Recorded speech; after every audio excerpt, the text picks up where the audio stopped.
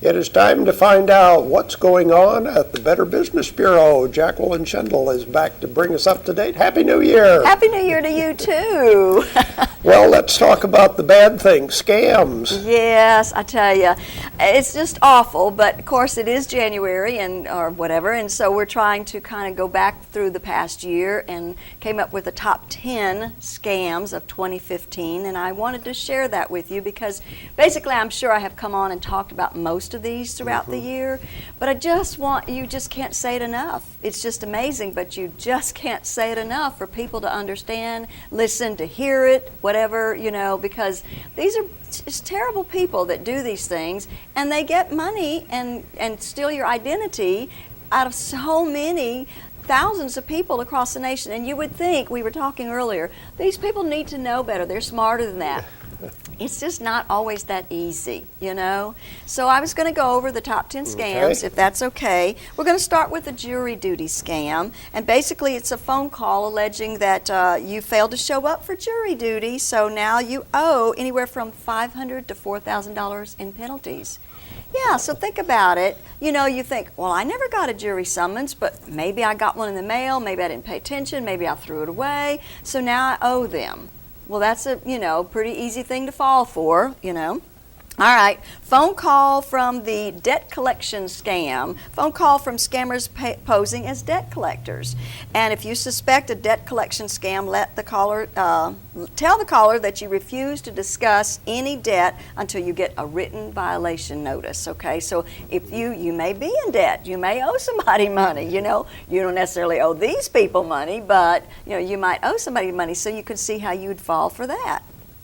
The grandparent scam. And this is definitely something that we've heard about before, but you could see where if it was your grandchild, you would want to help them. A grandparent receives a frantic phone call from whom they are led to believe is their grandchild or somebody that's in custody of their grandchild. The scam artist poses as the grandchild, explaining that he or she has gotten into trouble and needs their help.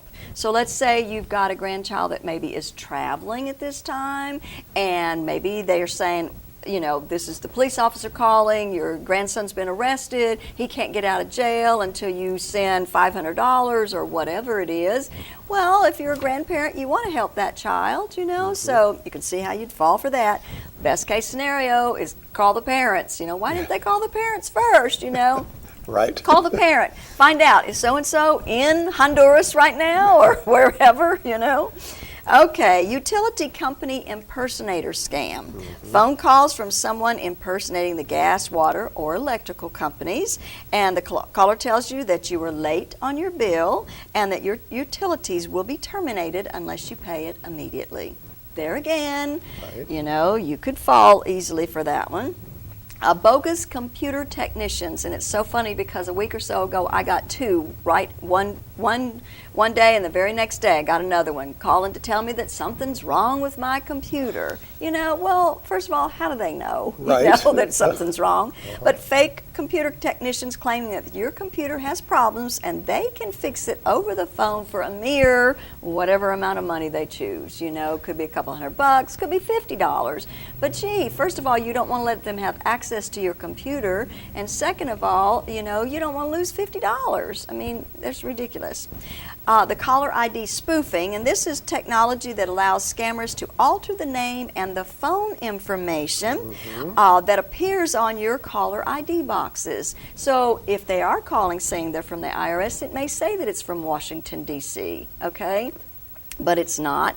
Have you even ever actually gotten a call on your own number? You look and it says, well, that's my phone number. I can't be calling myself. So there's all kinds of things that they use this for, but you need to be aware of that.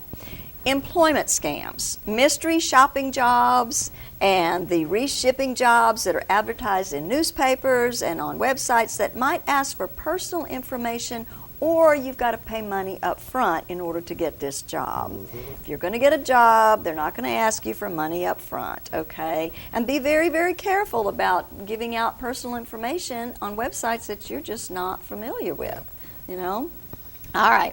Sweepstakes and lottery scams. Oh, we all want to win money. Have you ever gotten that call from the Nigerian prince? Yes, or the letter. Right, or a letter. You have won money. But guess what? You're going to have to pay some taxes, or you're going to have to pay some sort of a little fee before we can actually send you this money. Well, you haven't won anything if they're going to charge you for it. So throw it away. But oh, people fall for this all the time because they want to think that they've won some money. They've gotten some money for nothing. Did you apply for that sweepstakes? No. So how did they even know who you were that they could send you something? Government grant scams, another one where you're eligible to receive a grant, but first you have to pay taxes or fees. Well, if you get a government grant, you don't have to do that, okay? And it's possible that maybe you did apply for a grant. I mean, it could be coincidence, but anyway, so be very, very careful. And the top one, the most important one that has been going around since 2013, and I think it's like $500,000 people have lost since 2013 because of the IRS impersonator scam. They call you up, they say, look, you owe back taxes, we're going to send a deputy to your house if you don't pay right away, and oh, by the way, we don't want check or a credit card because you could stop payment on that. We want you to go get one of those cards that you can buy, that has money, a money card, and just send us a money card. So once you purchase that card and sent it to them, then it's gone. There's no way that you can ever retrieve that or stop payment on it or ever get reimbursed for it. And I was going to tell you, once again, we were talking about how do people fall for this. I have a friend who's in her 30s and got a call from an IRS impersonator, scared her to death. Here she was on the phone with this guy, and he's telling her, do not hang up and do not ask me any questions. I'm from the IRS, you owe us back taxes, you need to pay this money, or I'm going to send a deputy to your house right this minute to collect. And she was so upset. And so she got on the computer, was, emailing her mom, what do I do about this? And her mother said, just hang up, that it's a scam, because her mother knew better. But my point is that this is a young, intelligent, college graduate student, okay, or a lady, and they tried to scam her. She did not fall prey to that, but my point is that they scared her to death. She really was intimidated by this. And I can just imagine if it's an older person sitting home, and she gets a call like this, and she's scared that, they're going to send a deputy out to get me. I better pay this. I better take care of this right away. So it's so easy to fall for any one of these. You would think it wouldn't be, that we're more intelligent than that, but it's just the way they do it. They're so intimidating. So those are my top 10. Want to make sure everybody understands. Don't fall for this. Don't give out any information over the phone if you don't have to, unless you're absolutely sure that you made the phone call, that you called the company. This is big money. This is very big money. People make big money off of this kind of stuff. It's just like having a job. So it's just unfortunate that the way they go about it, doing it though. But anyway, and a couple other things that I want to talk about. It's a request a quote. This is something that the BBB has been doing for about a year now, but we're really, really trying to promote this. If you're looking for a trustworthy business, hard to say that word, or a contractor, you try our new BBB Request a Quote program. And basically, to get estimates from the BBB accredited businesses that you can trust, you go to bbb.org and you click the Request a Quote link at the bottom of the page and complete a short service request form. And then you'll be contacted by 3 reliable companies based on the information you provided. It's just that easy. So if you're looking for a contractor, you're looking for an electrician, a plumber, whatever, go to the BBB website, bbb.org, go to that Request a Quote program, and then just fill out just a little bit of information so we can know what kind of service person to call you, contact you, and then they'll contact you, and you can get with them and get a request, get a quote from them or get some information from them, and it will be somebody in your area, okay? Anyway, so just remember that you can do that. I guess it's similar to... Okay, let me ask this. Is this only available for BBB members, or can any member of the public say that somebody needs a plumber or something like that? Anybody can contact. Anybody can do it. Anybody can go Okay. to it.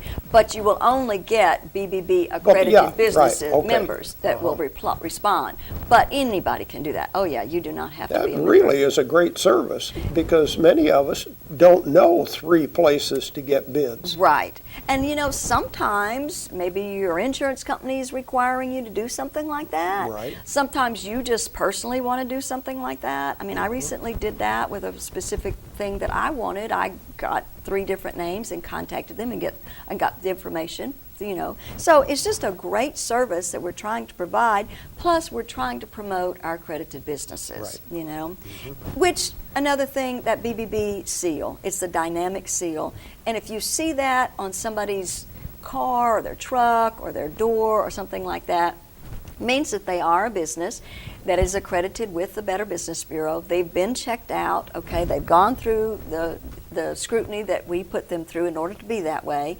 And that's the kind of person that you're looking for when you're shopping. So shop local and shop the BBB accredited businesses. Very good. Yeah, thanks for letting me be here. All right, thank you, Jacqueline. Jacqueline Schendel, representing the Better Business Bureau.